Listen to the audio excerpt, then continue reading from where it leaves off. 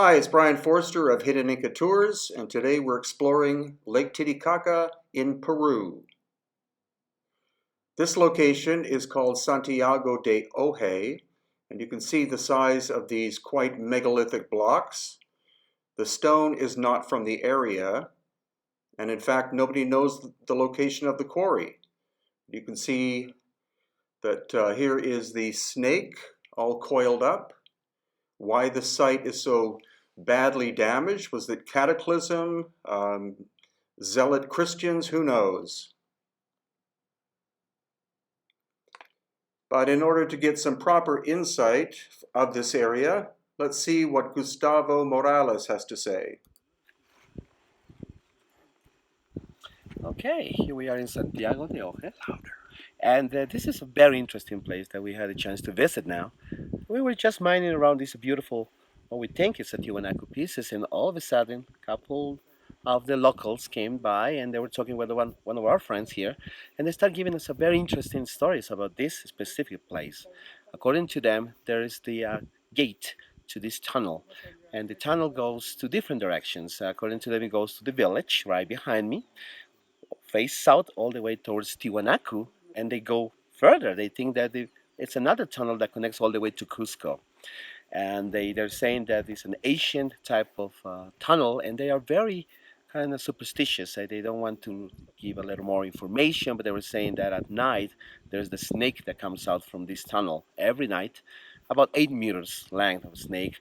And then the other guy is saying about or 8 other different snakes that they point all at the same direction. They're all pointing south. So it's really impressive. It's very impressive. We have to understand that most of the local people here are very conservative. So for someone to just come for with no reason and try to share, it's something that we should appreciate. It. They try to keep things very low profile. They have a lot of respect to Mother Earth or Pachamama. Everything that will be disrespectful, they try to avoid it because at the end, she's the one who decides if they have good production or not in agriculture. So it was very impressive, very interesting testimony of what they think it happens here every night, especially about the snake. They're talking about 8 different snakes. They go to different corners, but they all face to the same direction, south, where exactly Tiwanaku is. So the snake sculpture is pointing to Tiwanaku, It's correct. looking at Tiwanaku. It's correct. And what does the snake represent in Inca tradition? Well, the snake represents the protector of the goods of Mother Earth or Pachamama, part of the 3 layers. Above ground, La Capacha, where the condor is, Acapacha, where the puma is, represent the human being, and Mancapacha, below ground, it's the snake. So the snake protects the goods of Mother Earth or Pachamama. So very few people visit this location. You can look it up on a map. Again, it's called Santiago de Ojeda. It's well worth a visit if you happen to be anywhere near Lake Titicaca.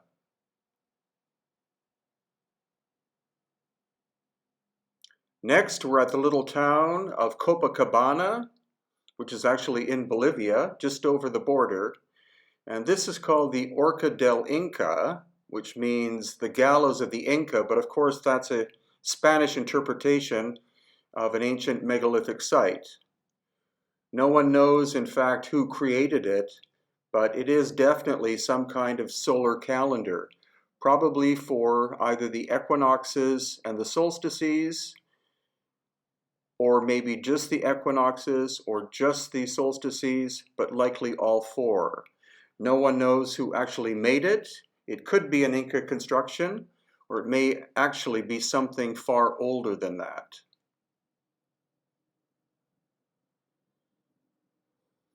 And there are many different ancient sites in this area. There you see Lake Titicaca in the background. And there are definitely megalithic remains on the hill that you see in the background here. So as I said, in this area there are many megalithic sites that are not very frequently visited. It's information that you have to actually get from local people. So these strange cutout shapes in the bedrock are exactly the same as we see in the area of Cusco in Peru. Of course, some people are going to say that this is a quarry of some kind, but the shapes of the blocks don't make sense in terms of quarrying because they're all basically pie-shaped. Another theory is that there's some kind of throne, but they face in different directions. So they're not focused on one specific area. And that's why, again, these places are so mysterious. So there are thousands of these cutout shapes here around Lake Titicaca and also in the area of Cusco in Peru. Their function unknown. The weathering shows that they are likely several thousand years old.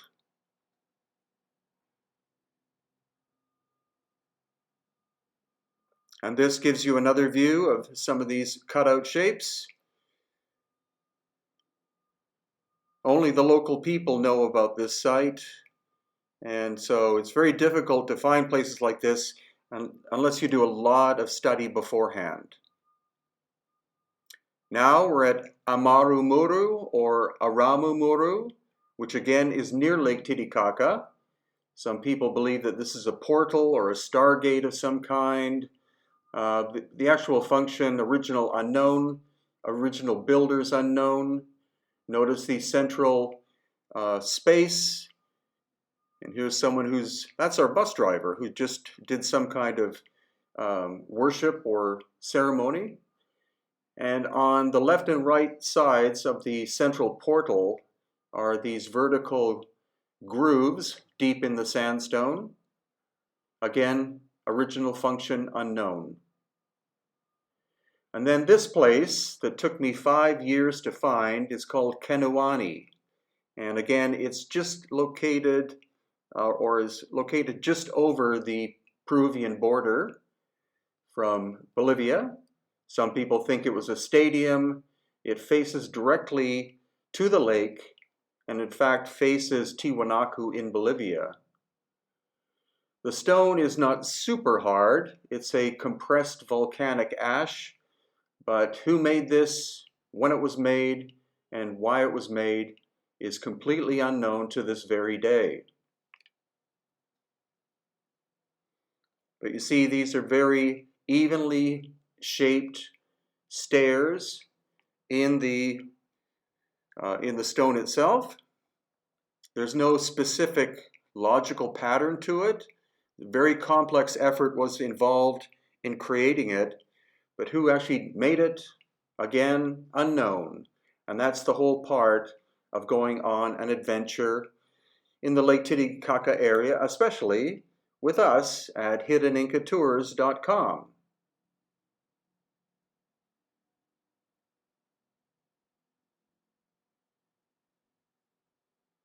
And this is a small basalt megalithic construction, again located very close to Lake Titicaca near the city of Puno. And you can see quite massive blocks were employed.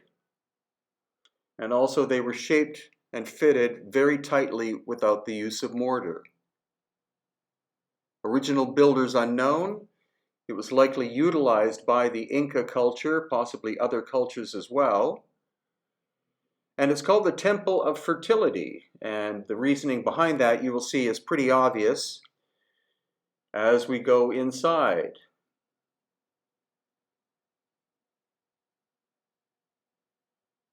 So these are shaped like mushrooms or phalluses. I think far more likely that they're phallic shape. And that's, of course, why it's called the Temple of Fertility. And now we've moved on to Lake Titicaca itself. These are the floating islands of the Uros people, a very ancient people who predate the Inca, predate the ancient Aymara. And this is our brilliant local guide, Stephanie, who is an absolute expert on the ancient cultures and sites of Lake Titicaca. We use her services whenever possible. So now we leave the Uros Islands.